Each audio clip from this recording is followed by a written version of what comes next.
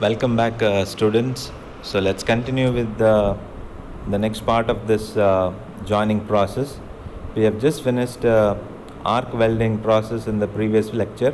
So in continuation with that, we will now start with another welding process which is equally important from your examination point of view, that is gas welding. Okay. So what is gas welding? Gas welding is a fusion welding process in which the workpieces are joined by the heat of a strong flame generated by a combination of fuel gas and oxygen. The fuel gas may be acetylene, hydrogen, propane, or butane. Okay, so that was the definition of gas welding. So if you want to know exactly what is a gas welding, it's a combination of two gases are used and a flame is produced from that. So the combination of the gases can be any of the fuel gases such as acetylene or hydrogen or propane, butane, etc., and the other one has to be oxygen. They have to be mixed in a certain proportion and they will be ignited when it is coming out from a torch, and that flame is used to melt the metals. So whenever you are using an arc welding, that is using an electrical circuit and having a transformer and all that, we call it as an arc welding. So when you are not using the electricity, when you are not using electrical concept and you are using gas and the flammability from the gas, we call that as gas welding. And this is also very extensively used, very commonly used. You can see in most of the fabrication shops or in bodybuilding workshops. Okay, bodybuilding of the vehicles. So you would see this gas welding equipment. Usually you see a person, the welder will be holding a torch and there's a bluish flame coming out of from that. Right? I hope you got an idea. You could have seen this somewhere, isn't it? So when I say this, you get an idea. A torch will be held by the welder. He will be holding it in the hand and you can see a bluish flame and he will be passing it through the metals like this. So when he takes it towards the metal and moves it along with that, the metal will start melting. That can be used for joining. So if you see, more commonly they are used for actually cutting of metals than joining. So it can be used for metal cutting as well as welding also. Okay, so what we have to study here in the syllabus is one of the gas welding, that is oxyacetylene gas welding. So what is oxyacetylene? The name itself will say oxy means oxygen, acetylene means of course acetylene. So you have an oxyacetylene gas welding to be studied. So it's a combination of oxygen and acetylene in various proportions that is used as a fuel here, as a for flame. So you can see the sketch below, right? So you have two cylinders here. So one is the oxygen cylinder and the other one is the acetylene cylinder.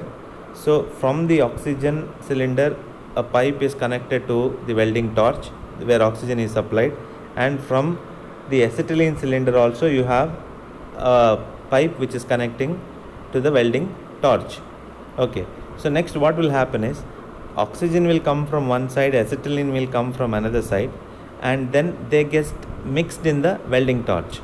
Okay, with certain proportions. We will have to learn that. I will tell you what happens when the proportion varies also. So there can be different proportions. It can be equal amount of oxygen and equal amount of acetylene, or more amount of oxygen, less amount of acetylene, or more amount of acetylene and less amount of oxygen. There can be various proportions. So when you mix in different proportions, the flame also will change. That is also to be studied in the syllabus later on. For time being, you just understand that oxygen and acetylene will both come from the cylinders. They get mixed in the torch, welding torch, and when they come out, it will be ignited and a flame will be produced. And that flame is used for welding. Okay, so this is the sketch you are expected to do when the question is asked about oxyacetylene gas welding. The first one was just an explanatory sketch. So this is the actual sketch we expect you to do in the examination when the question is asked. Okay, so as you can see here, right, you have an oxygen cylinder and an acetylene cylinder. So these are the valves. These are pressure regulators and other things where we we need not really explain about these things. I hope you know the purpose of this. So that is to indicate the pressure inside the cylinders. That's for the safety purpose, right? If there's a pressure build up inside, it has to be indicated by the pressure regulators here. So pressure can be controlled through these valves, and then you have a hose pipe through which oxygen will come here, and also one more pipe through which acetylene will come, and then you have the gas control valves, and then when after both these gases come here, and then it passes through something called as a mixing chamber, where the gas, oxygen and acetylene are mixed, and then it is allowed to flow through the torch tip, and then it will be ignited. Okay, so when it is ignited, you get the flame here.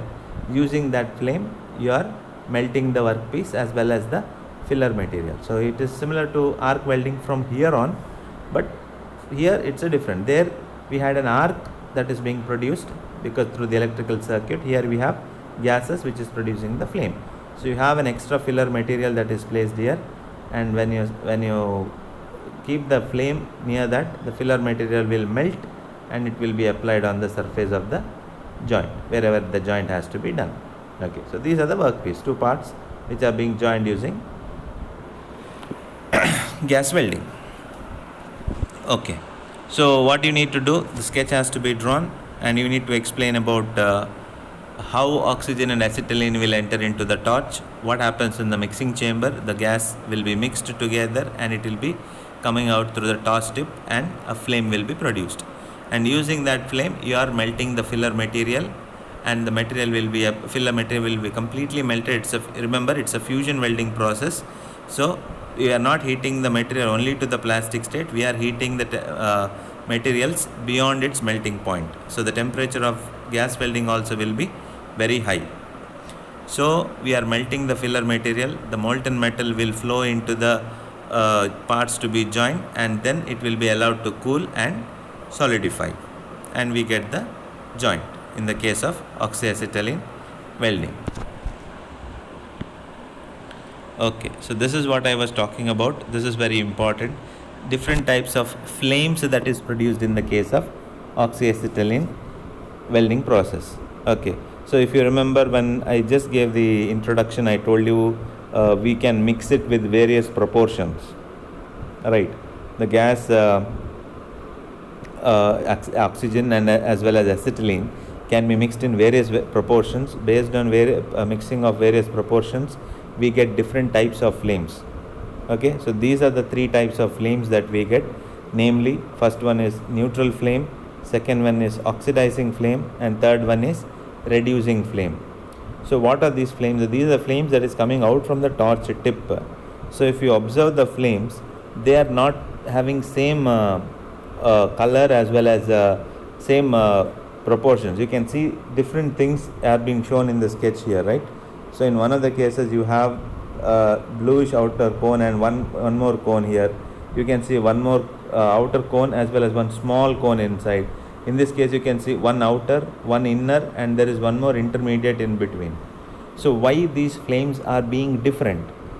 Okay, these flames are different based on the mixing ratios of the oxygen and acetylene. Based on that, we have three types of flames, namely neutral flame, oxidizing flame, and reducing flame. Okay, so when do we get oxidizing flame, when do we get reducing flame, and when do we get neutral flame? So neutral flame. So neutral flame means, as the name itself says, the mixing ratios are equal. That means when you have equal amount of oxygen and equal amount of acetylene mixed, that is 50-50 ratio or 1:1 ratio, when we mix, the flame what is produced is called as neutral flame. And in the case of neutral flame, you can see it will have one outer blue envelope. So the flame will be bluish in color outside completely, and inside you will have a whitish cone. Okay, so you can observe this in some other cases also. Usually when we have a flame, it will be having different colors. So it will be usually blue, yellow or orange, and in some cases it will be blue, as in the case of LPG, it will be blue, isn't it? So similarly, you have a bluish flame on the outer side, but near the tip of the torch you will have a small cone, which we call as inner white cone here. So this is resembling a neutral flame. Next, we have something called as oxidizing flame. Now what is oxidizing flame? Again, in the name you can identify oxidizing. That means more amount of oxygen, less amount of acetylene. So then you get a different type of a flame that is called as oxidizing flame. In this, you will have a bluish outer flame, but the cone what is produced here, right, it will be much smaller than the neutral flame. So in neutral flame also you have a white inner cone. Here also you will have a white inner cone, but the inner cone what is formed here is much shorter than that of the first one. So you have to, while drawing this sketch, you have to be very careful. Don't draw identical sketches. This is also an important question. They specifically ask this question: explain the different types of flames in gas welding. Only this question can be asked. So you have to draw these sketches and you will have to explain. Okay, so when it's a neutral flame, it will have an outer bluish flame and a small inner cone. When it is oxidizing flame, you will have a bluish flame outside, but the white cone will be smaller than that of neutral flame. Now third one is called as reducing flame, or the other name for that is carburizing flame. Okay, the two names given for that, one is reducing, another one is carburizing. In this you will have three things: one, outer envelope, which will be generally bluish in color, and then you will have a bright white inner cone, just like other two you have. But in addition to that, you will have one more intermediate cone. We call that as intermediate flame feather. Okay, the middle one. So you can see the name, right? Outer envelope, inner cone, and intermediate acetylene feather, or intermediate flame feather, what we call. So remember, for reducing flame you have three things: outer flame, intermediate flame, and inner cone. For these two we have only two. In this the inner cone is bigger, in this the inner cone is smaller. So these flames you have to draw and you will have to explain. Okay, because why I am telling that is because these questions are usually asked. Explain with the sketches the three types of flames. So you will not only draw the sketches and not only say what is the inner cone, outer cone and all that, you also need to explain what do you mean by neutral flame. So neutral flame means you are mixing 1:1 ratio, that is equal amount of oxygen and equal amount of acetylene. In oxidizing flame you are having excess amount of oxygen, lesser amount of acetylene, and in the third case you have lesser amount of oxygen and more amount of acetylene in the ratio. Okay, that is why we have these three kinds of flames. Is that clear?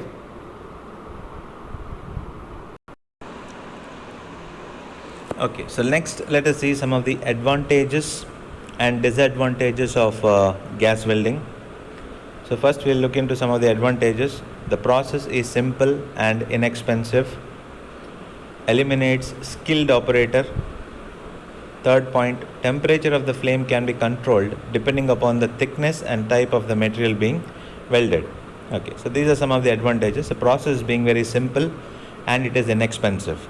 As you know, only the major requirement is of availability of acetylene and oxygen, and then they are directly ignited and the flame is formed, right? So it eliminates the skilled operator. So you don't need a very skilled operator to do this, because the flame will be produced. You just need an average operator who can just pass it through the proper point to weld the metal and then place it. Because I am not comparing this statement of eliminating a skilled operator is not told with respect to arc welding. There are so many other welding processes where you need very skilled laborers or very skilled welders. Temperature of the flame can be controlled depending upon the thickness and type of material being welded, right? This is again being important. The flame can be controlled in the welding torch, where we can adjust the flame depending upon the thickness of the material. So when we need more flame, it can be flame can be produced at a higher value, or it can be reduced depending upon the thickness of the material. These are some of the advantages. Next, let's go to some of the disadvantages. Acetylene gas, as I've told you, is slightly costlier, not suitable for thick and high melting point metals. Refractory metals like tungsten, molybdenum, etc., and reactive metals like zirconium, titanium, etc., cannot be gas welded. Acetylene, this is important. Acetylene is an explosive, highly explosive, hence precaution should be taken during storage and welding. Okay, so as one of the disadvantages, it says acetylene gas is costlier comparatively, and it is not suitable. This is true. This is not suitable for thick and high melting point metals. So, okay, so in some cases we will have to go for arc welding only. So usually we go for gas welding when the thickness of the material is slightly lesser. Okay, generally if the thickness is slightly lesser, we prefer having gas welding, and if the thickness is too large, it's difficult to melt, and we will have to go for arc welding in those cases. And definitely this cannot be used for higher refractory materials such as tungsten, molybdenum, and also reactive materials like zirconium, titanium, etc. So there is a limitations in applications of gas welding. All the metals cannot be undergoing gas welding. Acetylene gas is highly explosive, right? It's a flammable material, so you have to take proper precautions during the storage of this in the cylinders as well as when it is being operated. Okay, so these are some of the disadvantages related to oxyacetylene gas welding. Okay, so this is something I have told you right in the beginning of the module itself, in the first class when we started joining process, that important question with respect to soldering and brazing and welding is its comparison. Okay, generally the question they will ask in the exam would be compare between soldering, brazing and welding, or differentiate between soldering, brazing and welding. So at that point it would be better, instead of writing in terms of paragraphs or in terms of pages, you make a table and clearly write the points.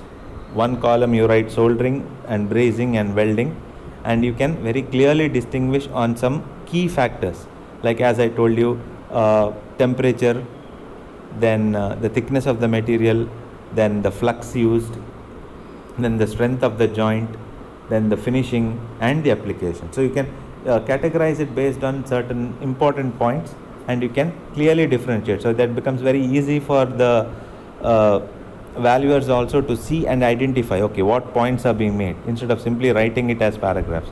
So make table and write it. So let's just go through points, each of the points. So the first point is the melting temperature.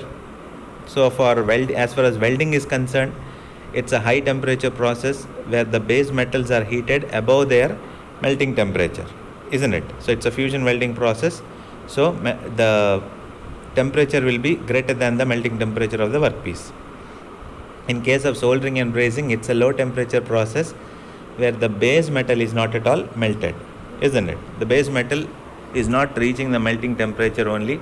We are only heating it around, say, 500 to 600 degree maximum in the case of brazing, and in soldering it is further lesser, whereas in welding it is going beyond the melting temperature of the workpiece. Second point is about filler material. So filler material used is made up of same material as that of base metal in case of welding.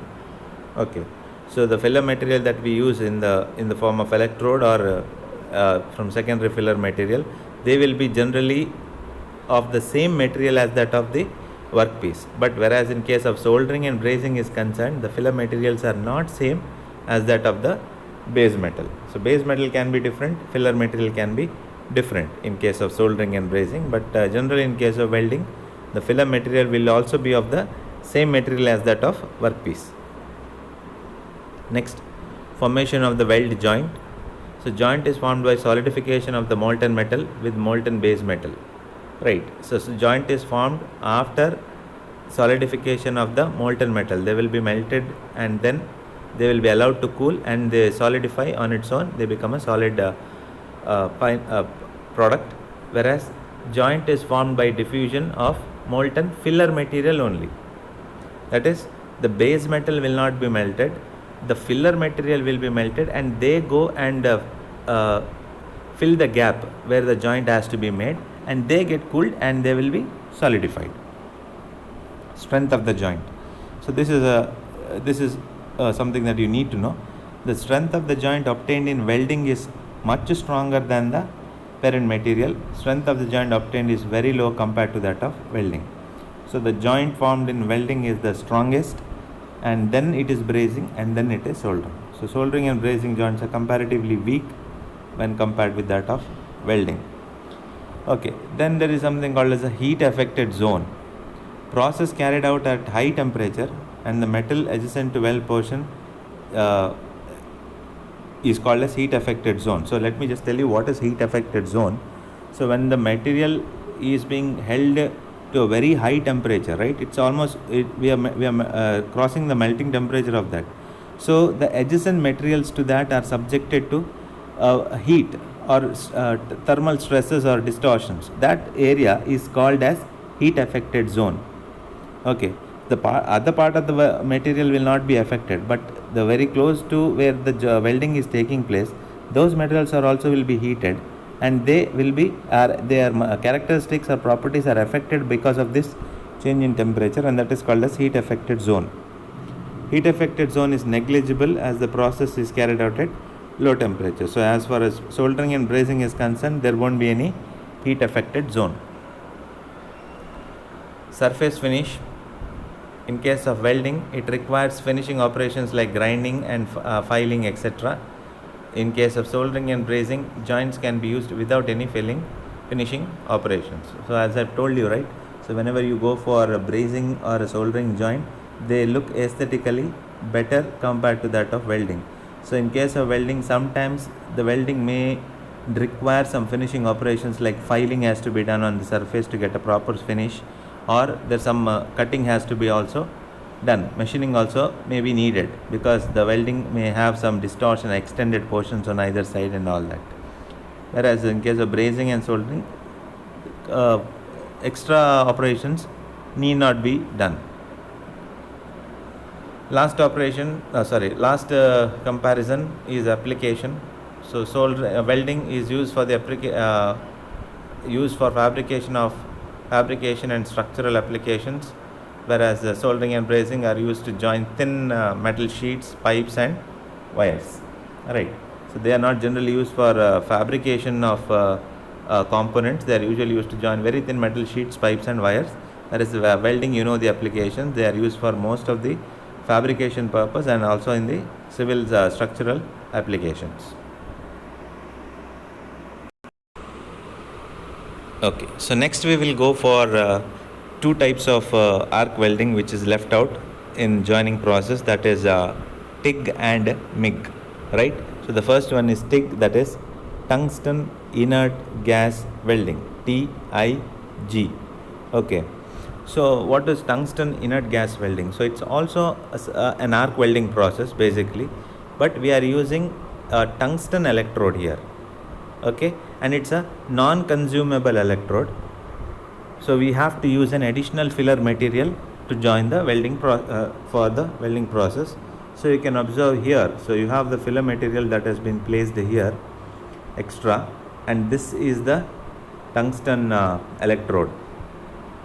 Okay, so the name itself says tungsten and inert gas. So there are two things that is used. One is the tungsten electrode and other ones are the inert gas. So inert gas means which are the gases generally? It can be argon or helium or any other inert gas which do not usually react with the metals. So the one advantage of having this tungsten inert gas welding is that there is no need of using a flux. Okay, so there is no need of using a flux. So if you use a flux, then it will create an shield outside that will prevent the oxidation to take place. So but that will form a slag, and that slag has to be again removed, isn't it? So instead of that, if you are using an inert gas such as argon and helium, so they itself will not allow the other air to enter, isn't it? Any other gases will not be able to enter and form any sort of corresponding oxides or nitrites.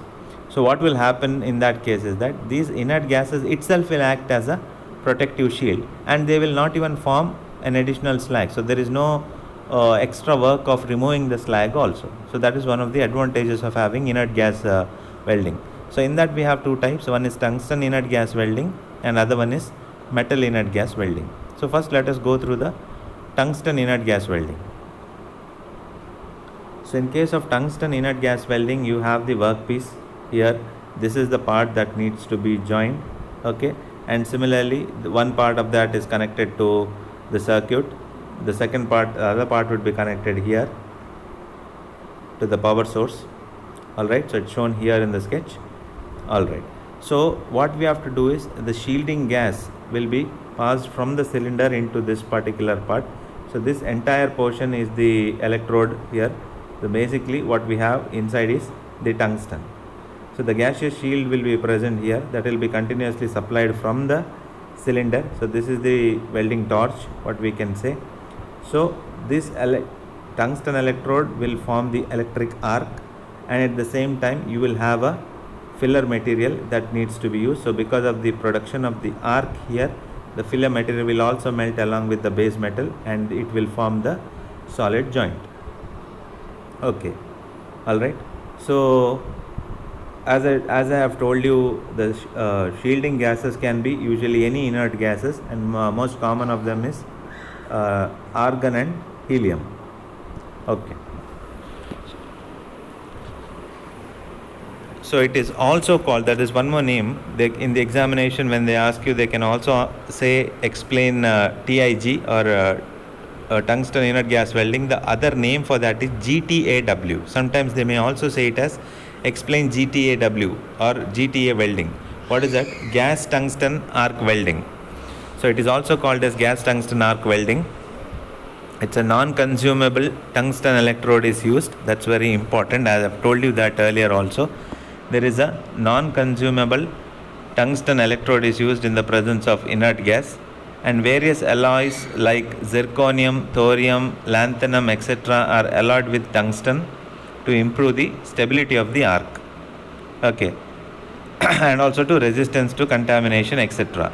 So the diameter of the electrode will vary from 0.5 to 0.6. I think it's 0.6, sorry, it's written as 6 meters.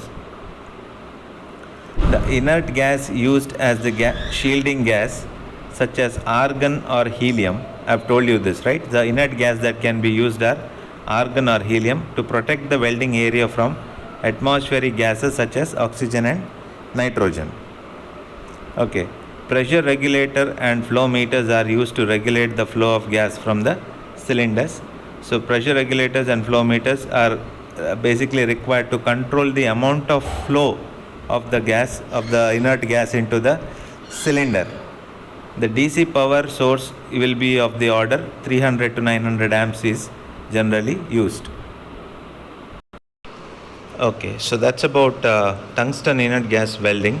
Okay, so you need to draw the sketch there and then explain the different things. That is, what are the different inert gases that is used.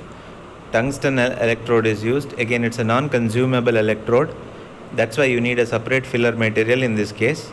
And what is the use of having an inert gas? In the inert gas, what it does is it provides a protective shield, and it doesn't allow the oxygen and other air gases to enter inside. So you can have a clear weld. Okay. So that's about tungsten inert gas. Let's see some of the advantages and limitations of tungsten inert gas welding. It welds more different types of metals and alloys. That is another important thing to be noted in tungsten inert gas welding. That is, it can actually weld different types of metals and alloys. Okay. So even unlike metals can also be welded, like mild steel to stainless steel or brass to copper. This becomes a very important advantage of tungsten inert gas welding. That means in arc welding process, generally both the metals have to be same, and even the filler material has to be same. But it is not possible generally to weld two different materials there. But in case of tungsten inert gas welding, it is possible to weld different types of materials as it is mentioned here for mild steel and stainless steel, or brass and copper. So heat affected zone will be less as the weld is free from spattering. Okay, so the heat affected zone will also be less when compared to that of normal arc welding. Next, since the shielding gases are used, no need of adding the fluxes. I have already told this point, isn't it? It's a major advantage in case of tungsten inert gas welding. Since the shielding gases are used, there is no need of fluxes that avoid slag formation, and further cleaning would be required, isn't it? So in the case of arc welding, as you know, flux plays an important role, because that needs to be added in order to prevent the oxidation and not allowing the air to enter into the molten metal, right? But the problem is with that is it forms a slag, and that slag has to be again removed by chipping. So if you are using this gaseous shielding gases, what they do is they will avoid the usage of fluxes. There is no need for adding fluxes there, because this itself will act as a shield, and therefore there won't be any slag formation also, and therefore there is no need for another operation to be done after welding. That is one more advantage. Okay, limitations. So the limitations of TIG welding they are confined to very thin metals, that is up to 7 mm only. So larger thickness materials cannot be welded in the case of TIG. That is one disadvantage. Second thing is you need a skilled operator to handle the welding gun, right? So the shielding gases are there, the tungsten electrode, so the operator needs to be skilled compared to that of arc welding. Okay, so the last one in joining process is metal inert gas welding, or MIG, MIG. So tungsten inert gas welding is TIG, metal inert gas welding is MIG. So if you see this sketch, it is almost similar to that of tungsten inert gas welding, isn't it? So similar to TIG itself, but the difference here is instead of having a non-consumable tungsten electrode, here you have a metal electrode. You can see the sketch here properly. So here you have the wire which has been continuously circulating through the electrode, through this welding gun. That means there is no requirement of an additional filler material here. Okay, so instead of using a tungsten electrode, we are using a metal electrode itself, which is consumable. That means whenever the welding takes place, the metal itself will be melted, and it will act as a filler material also along with the being an electrode. So that will melt and also forms the joint. So base metal also will melt, and this filler material also will be melting. So instead of and then inert gas is always there, just like how you have it in the case of TIG, tungsten inert gas welding.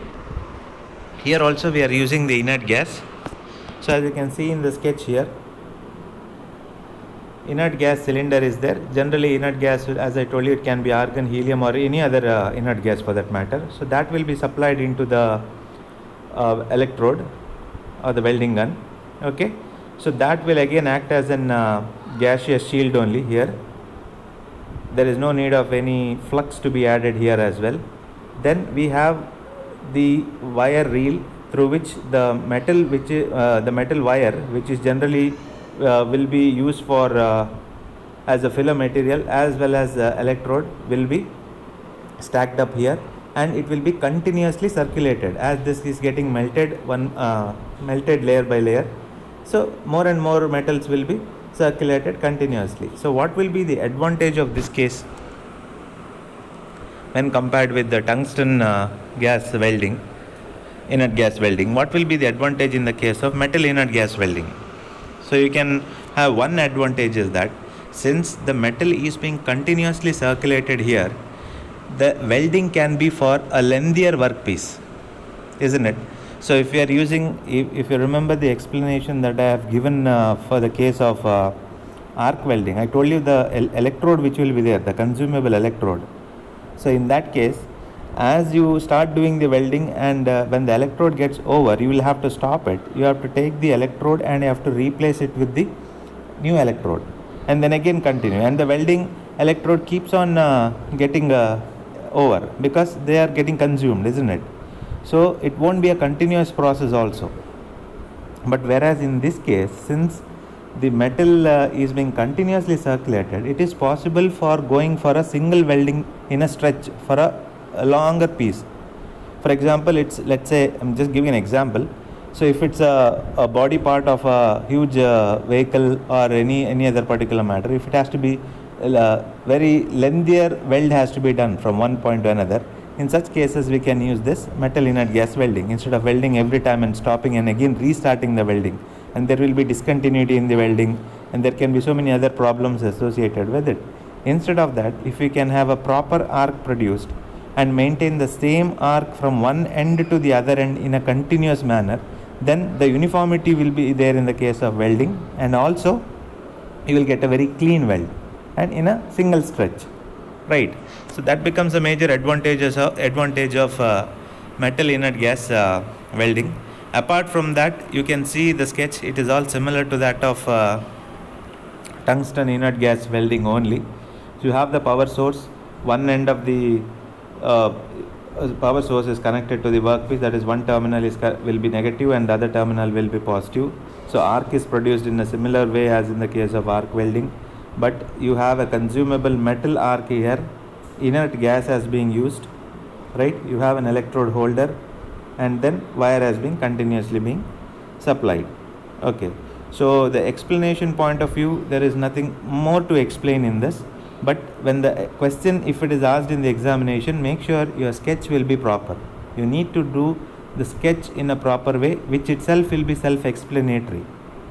If you do the wrong sketch and then even if you write the proper explanation, that won't be, there will be some marks given, that's all.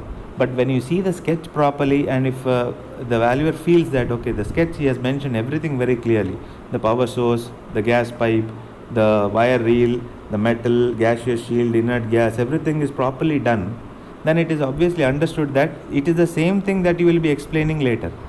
So when you know the sketch properly, when you have written all the parts properly, it is automatically understood that you know what you are doing, and that is what you are going to explain in the explanation below. So please concentrate on the sketch here, okay, and then you have to briefly describe the entire process of this MIG, metal inert gas welding.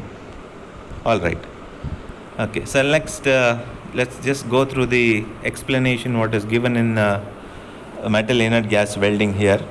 So bare consumable electrode in the form of wire is guided by a guided tube. So this is what I have told you. So the electrode which you are using here is the metal itself, and that's a bare consumable electrode, and that will be in the form of wire. So continuously circulated. So continuously it will be melted and it will be applied on the surface. Second, electrode metal used is same as that of the workpiece, and its diameter varies from 0.7 to 2.4 mm. So you can actually see here the material that we use should be same as that of base metal, and the filler material and base material should be same. That is one point. Second thing, the diameter varies from 0.7 to 2.4. So you can see that the diameter is very small, right? It's literally a wire which is having a very small diameter of 0.7 to 2.4 mm. And third point, electrode is fed continuously at constant rate. This is what I have told you. The electrode will be continuously fed as it is going on melting and applying on the surface of the workpiece. So continuously it gets transmitted from the wire reel. MIG uses shielding gas as argon and carbon dioxide in the ratio of 75% to 25%. So this is something you need to remember. So what it uses is argon at 75% and 25% is carbon dioxide. So gaseous shield which is formed by the inert gas is a combination of argon as well as carbon dioxide in the ratio 75% to 25%. Next, DC current is more preferred.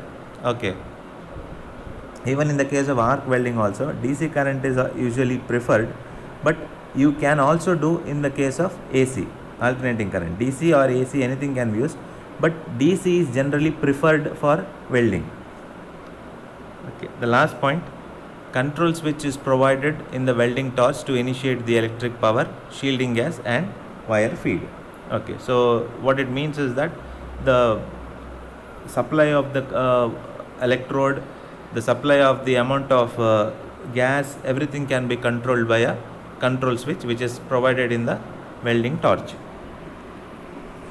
Okay, so last thing in this is advantages and limitations of MIG, metal inert gas welding.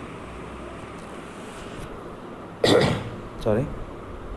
So some of the advantages of metal inert gas welding are continuous welding with high penetration is possible. This is what I told. This is a major advantage in the case of